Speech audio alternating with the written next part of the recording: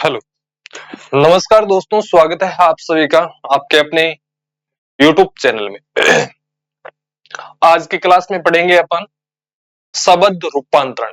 हिंदी व्याकरण के अंदर एक टॉपिक है शब्द रूपांतरण। होता क्या है, इनकी सारी डिटेल, इसके कौन कौन से भाग हैं और शब्द रूपांतरण के अंदर अपन को क्या क्या पढ़ना है, इसी बात की चर्चा करेंगे आज की क्लास में। बस क्लास है वो शुरू से लेकर एंड तक आप देखें, हर टॉपिक आपके समझ में आ जाएगा। शुरू करते हैं आज की क्लास। शब्द रूपांतरण अपन ने इससे पहले पढ़ा था संज्ञा, सर्वनाम, विशेषण, क्रिया, और इसी के साथ अपन अविकारी क्लास भी ले चुके हैं कि अविकारी जो शब्द है उसके अंदर कौन कौन से शब्द आते हैं, वो क्या होते हैं। अब बात आती है शब्द रूपांतरण की। किसकी बात आती है? शब्द रूपांतरण की। होता क्या है, अपन प्रयोग करते हैं किसका? सर्वनाम का, संज्ञा का। करते हो या नहीं करते? करते हो ना। किसका प्रयोग करते हो? संज्ञा का, सर्वनाम का, राइट। व्याकरण के अंदर इसका प्रयोग होता है, क्रिया का भी प्रयोग होता है। होता है ना, होता है सर। लेकिन आपने देखा होगा सर्वनाम, संज्ञा ये है, ये अपना रूप है वो परिवर्तन करते रहते हैं। आपने देखा होगा कहीं पर तो लगता है रहा है, रही है, राइट। तो रहा है, रही है, या फिर वह है, ये है, ये है, ये अपना रूप परिवर्तन क्यों करते हैं? संज्ञा हो या सर्वनाम हो या फिर क्रिया हो, ये अपना रूप परिवर्तन क्यों करते हैं और किस प्रकार इसका रूप है वो परिवर्तन हो सकता है। ये चीज किसमें बताई गई है? शब्द रूपांतरण के अंदर बताई गई है। यानी शब्द है वो अपना रूप क्या कर लेते हैं? परिवर्तन कर लेते हैं। रूप क्या कर लेते हैं? परिवर्तन कर लेते हैं। कैसे सर, बताना। संज्ञा, सर्वनाम, विशेषण, क्रिया विकारी शब्द कहलाते हैं।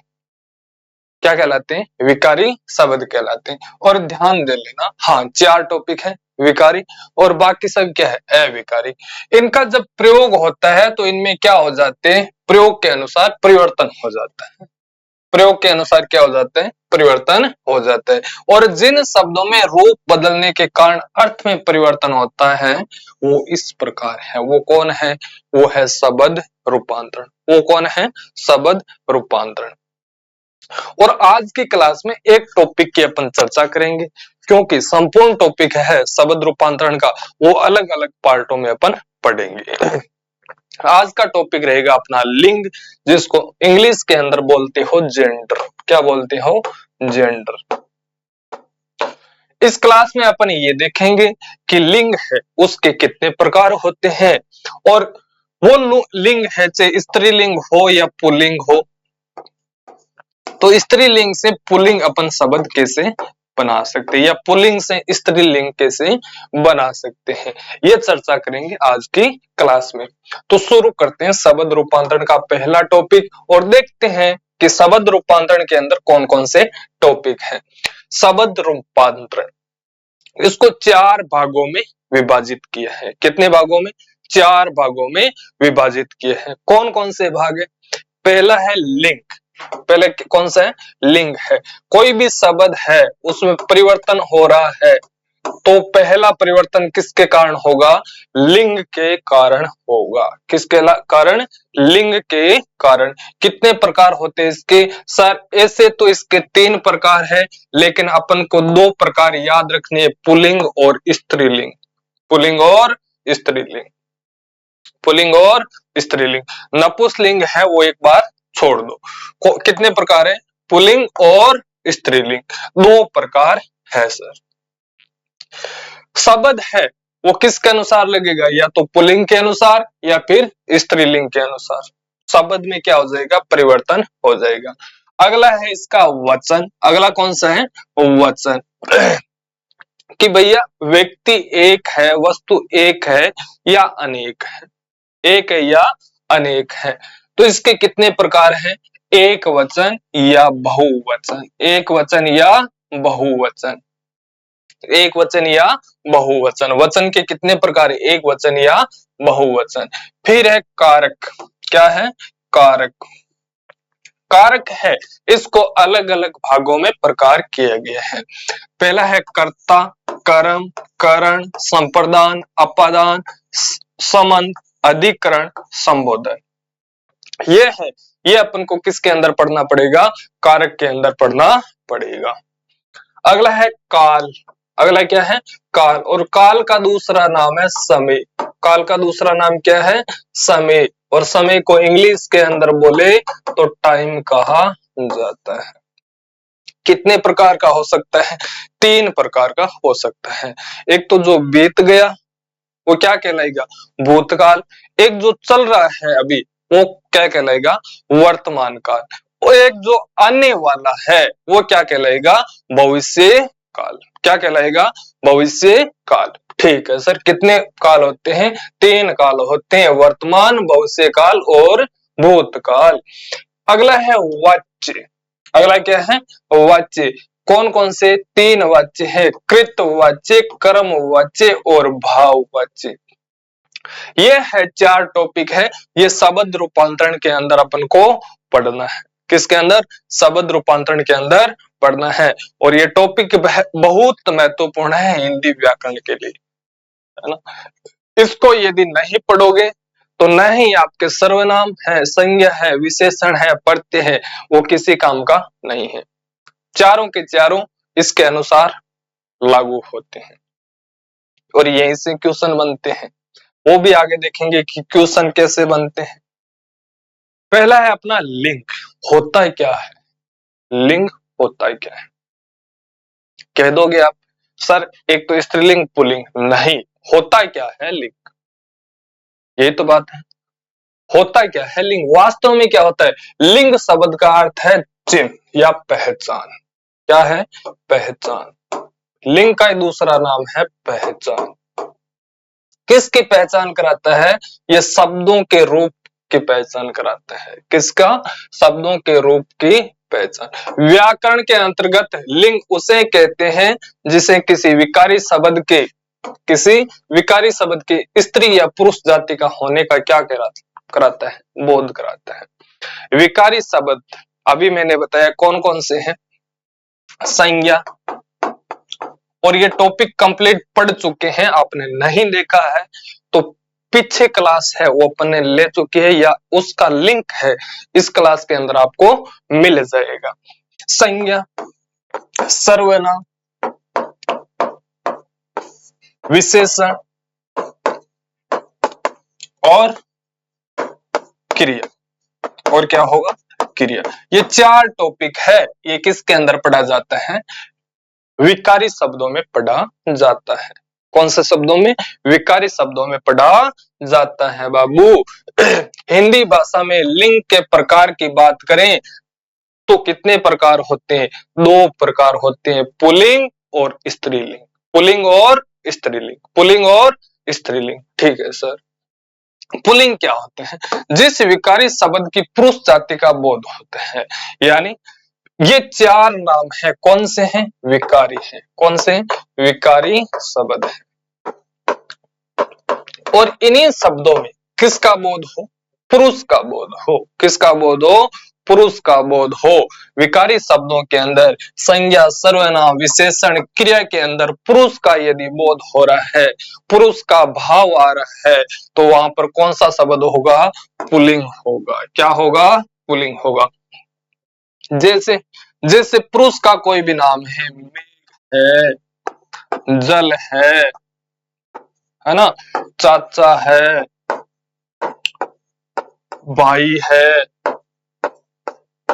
लेखक है, सुरेश, अध्यापक, शिक्षक, ये जितने भी है ये किसका बोध कराते हैं? एक पुरुष का बोध कराते हैं। किसका बोध कराते हैं?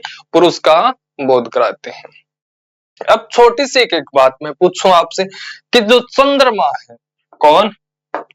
चंद्रमा, क्या ये पुरुष है? पुरुष है क्या? भैया बोलने को तो कहते हो चांद मामा, और मामा है तो फिर पुरुष भी होना चाहिए, होना चाहिए। यदि मामा है तो क्या होना चाहिए? पुरुष होना चाहिए। क्या वो पुरुष है? तो बाबू नहीं, चांद है वो पुरुष नहीं है, वो पुरुष पुल्लिंग के अंदर नहीं आएगा। क्यों नहीं आएगा?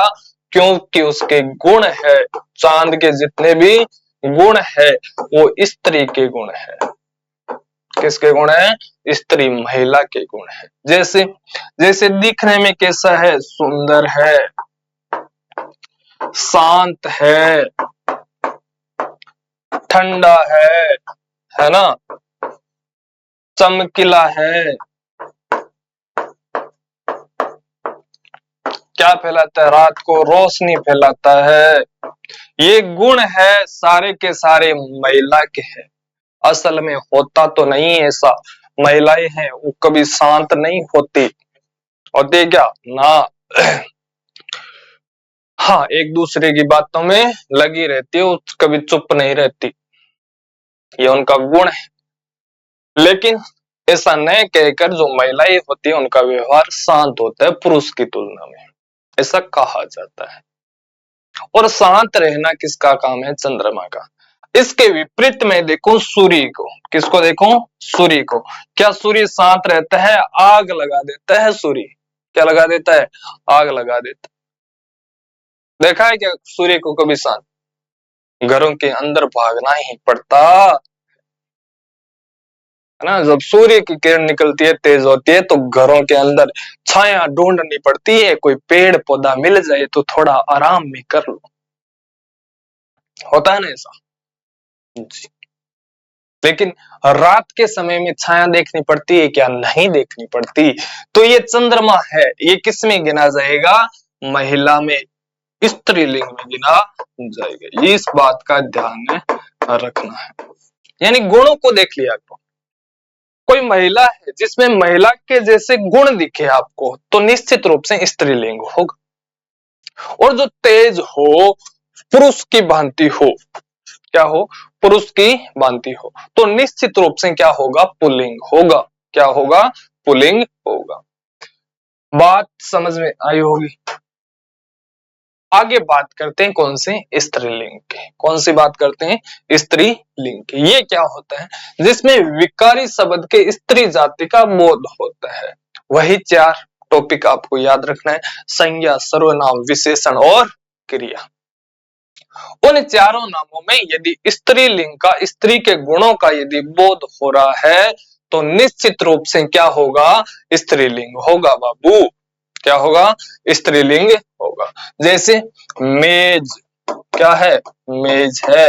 लड़की है, बहन, नदी, पुस्तक, अध्यापिका आदि, ये सारे के सारे क्या है? स्त्रीलिंग है। ये सभी के सभी क्या है? स्त्रीलिंग है। अब बात आती है लिंग का पहचान के नियम।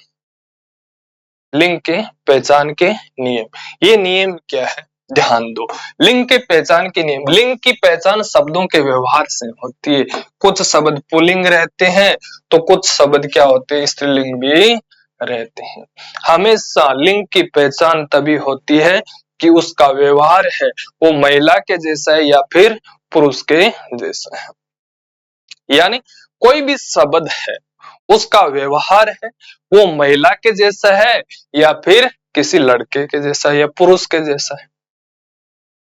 और उसी व्यवहार के आधार पर अपन क्या करते हैं? पहचानते हैं कि ये स्त्रीलिंग है या फिर पुल्लिंग है। चलो सर और बताओ कैसे पहचान सकते?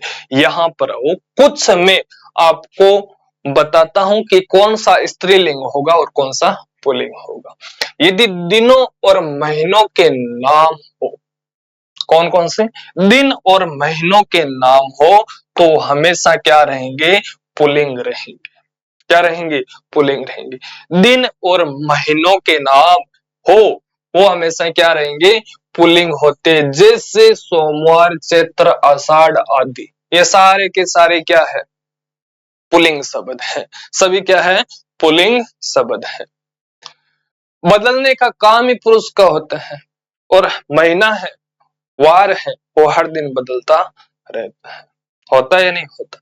वैसे काम तो नहीं होता बदलने का, ध्यान रखना है ना।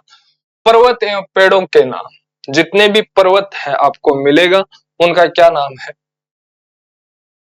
पुल्लिंग है। क्या होगा? पुल्लिंग का होगा। पेड़ों के नाम है तो क्या होगा? पुल्लिंग होगा। हिमालय, अरावली, बबूल, नीम, आम आदि, ये सब क्या है? पुल्लिंग शब्द है। ये सब क्या है? पुल्लिंग शब्द है। लेकिन ध्यान देना, फूल है ना, वैसे तो लगभग फूल हैं उनका नाम पुल्लिंग होता है, लेकिन कई फूल हैं जैसे चंपा है, चमेली ये फूल स्त्रीलिंग के होते हैं। गुलाब है ना, सूरजमुखी ये भी क्या है? स्त्रीलिंग है। लेकिन कई फूल ऐसे भी है जैसे गेंदे का फूल है, वो क्या होते? पुल्लिंग होते हैं। उनमें दोनों नाम आते हैं, स्त्रीलिंग और पुल्लिंग। बस इतनी बात याद रखनी है। अनाजों एवं कुछ ठोस पदार्थों के नाम हमेशा क्या होते हैं? पुल्लिंग होते हैं। ठोस जितने भी कठोर शब्द है, कैसे हैं? कठोर कोई भी शब्द है तो हमेशा पुल्लिंग ही होगा। महिला है वो कभी भी उसका हृदय कठोर नहीं रह सकता, कोमल हृदय होता है महिला का हमेशा, से कितनी भी बड़ी महिला क्यों ना। ये नियम है प्रकृति का, अपने के द्वारा नहीं बनाया गया, प्राकृतिक नियम है। महिला जितनी भी है, लड़की जितनी भी है, वो हमेशा कोमल ही रहती है, उसका हृदय करुणा से भरा रहता है। लेकिन पुरुष है उसका हृदय कठोर होता है ना। हाँ, महिला के जैसे पुरुष को आप रोते हुए नहीं देखोगे। महिलाएं हैं, लड़कियां हैं, वो कहीं पर भी रोने लग जाती है। पुरुष को देखा है क्या? यदि उसको रोना ही है तो कहीं कोने में छुपकर वो रोएगा, अन्यथा नहीं। ये गुण होता है किसका? एक लड़की और लड़के का। जितनी भी ठोस है, कठोर है, कठोरता का जहां पर नाम आए तो क्या होगा? निश्चित रूप से पुरुष का होगा। किसका होगा? पुरुष का होगा। और अनाज जितने भी है, चावल है, गेहूं है, तेल है, घी है, दूध है आदि, हमेशा क्या रहते हैं? पुल्लिंग रहते हैं बाबू। ग्रहों के नाम, रत्नों के नाम हमेशा क्या होते हैं? पुल्लिंग होते हैं। जैसे सूर्य है, चंद्र है ना, चंद्र ध्यान रखना, चंद्रमा है वो स्त्रीलिंग है। पन्ना, हीरा, मोती ये सब क्या है? पुल्लिंग है। अंगों के नाम, देवताओं के नाम पुल्लिंग होते हैं। कान, हाथ, सिर, इंद्र, वरुण, पैर आदि हमेशा क्या होते हैं? देवताओं तो पुरुष है, स्त्री महिला कोई देवी है तो उसका आपको पता ही होगा। कुछ धातु है उस समस्त रस्सों के नाम क्या होते हैं? पुल्लिंग होते हैं। जैसे सोना, लोहा, तांबा, क्षार। ये चंद्रमा है, ये स्त्रीलिंग होगा। घृत है आदि। भाषाओं एवं लिपियों का नाम हमेशा क्या होता है? स्त्रीलिंग होता है। जितनी भी भाषाएं हैं, जितनी भी भाषाएं हैं वो किस में गिनी जाएगी? वो स्त्रीलिंग में गिनी जाएंगी। जितनी भी लिपियां हैं, चाहे देवनागरी हो, चाहे उर्दू हो, चाहे हिंदी हो, जितनी भी लिपियां हैं, भाषाएं हैं, वो हमेशा क्या होगी? स्त्रीलिंग होगी। अरबी, गुरुमुखी, पंजाबी, सिंधी ये सब क्या है? स्त्रीलिंग है। नदियों एवं तिथियों के नाम हमेशा क्या होते हैं? स्त्रीलिंग होते हैं। जैसे गंगा, यमुना, प्रतिपदा, पंचमी है ना, ये हमेशा क्या होती है? तिथियां जितनी भी होती है, 15 तिथियां होती है ना, 15 कैसे 16 है ना, एक अमावस्या एक पूर्णिमा, 16 तिथियां होती है। वैसे तो 30 होती है लेकिन 16 तिथियों के नाम होते हैं, ये भी याद रखना है। लताओं के नाम हमेशा क्या होते हैं? स्त्रीलिंग होते हैं। जैसे मालती है, अमरबेल है आदि, है ना। हाँ, अब बात आती है कि सर हम पुल्लिंग है, पुल्लिंग से स्त्रीलिंग कैसे शब्द बना सकते हैं? पुल्लिंग से स्त्रीलिंग है वो कैसे बना सकते हैं? ध्यान दो, शब्दांत है कौन सा? ए को आ में बदलकर। किसमें?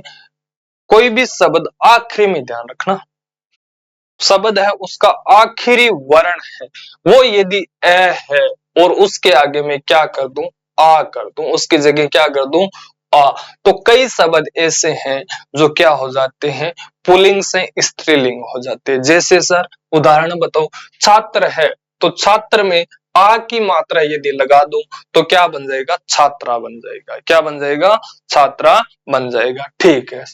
पूर्ण है तो इसका आगे में किसकी मात्रा लगा दूं, आ की मात्रा लगा दूं तो एक शब्द बन जाएगा पूर्णा। क्या बन जाएगा, पूर्णा, अन्नपूर्णा। नाम सुना होगा।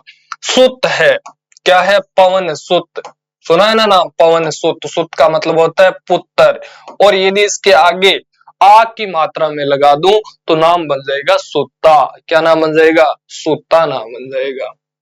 ठीक है सर। एक नाम है वृद्ध यानी बूढ़ा, और उसके आगे आ की मात्रा यदि मैं लगा दूं तो क्या बन जाएगा, वृद्धा नाम बन जाएगा। क्या बन जाएगा, वृद्धा। एक नाम है बहुविद्य, क्या नाम है, बहुविद्य, अपने से बड़ा, तो उसके आगे यदि मैं आ की मात्रा लगा दूं तो शब्द बन जाएगा बहुदिया। क्या बन जाएगा, बहुदिया। अनुज, छोटा, है ना, अनुज का मतलब छोटा। अनुज के आगे यदि आ की मात्रा लगा दूं तो शब्द बन जाएगा अनुजा। क्या बन जाएगा, अनुजा शब्द बन जाएगा। ठीक है सर। और बताओ, शब्दांत के एक की जगह में यदि किसकी मात्रा लगा दूं, बड़ी ई की मात्रा लगा दूं, किसकी मात्रा लगा दूं, बड़ी ई की। यदि शब्दांत है, यहाँ पर मात्रा किसकी, एक की है, और इसको बदलकर बड़ी ई की मात्रा में लगा दूं तो क्या बन जाएगा, स्त्रीलिंग बन जाएगा। जैसे जैसे देव है, एक शब्द कौन सा है, देव है, आगे वह में मात्रा किसकी है, वह में एक की मात्रा है सर, किसकी मात्रा है, एक की मात्रा है, और इस एक की मात्रा की जगह में क्या लगा दूं, बड़ी ई की मात्रा लगा दूं तो शब्द क्या बन जाएगा, देवी बन जाएगा। देव से शब्द क्या बन गया, देवी, जो क्या है, एक स्त्रीलिंग है, जो क्या है, स्त्रीलिंग है। ठीक है सर। एक शब्द है पुत्र, कौन सा शब्द है, पुत्र है, और पुत्र में किसकी मात्रा लगा दूं, एक की मात्रा लगा दूं तो शब्द क्या बन जाएगा, पुत्री बन जाएगा। मात्रा किसकी लगी, एक की लगी, किसकी लगी, एक की, और शब्द बन गया पुत्री। गोप है, क्या है, गोप है, और इसमें मात्रा किसके लगा दूं, एक की लगा दूं, एक की बदलकर तो शब्द बन जाएगा गोपी। इसी प्रकार ब्राह्मण है तो ब्राह्मण से क्या हो जाएगा, ब्राह्मणी हो जाएगा। मेंढक है तो मेंढकी की लुगाई क्या कहलाएगी, मेंढकी।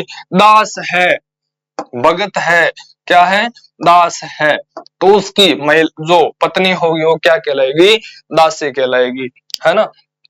यदि आ की मात्रा है और आ की जगह बदल कर मैं क्या रख दूं, ई रख दूं, क्या रख दूं, ई। जैसे नाना है तो ई की मात्रा रखने पर क्या बन गया, स्त्रीलिंग, नानी।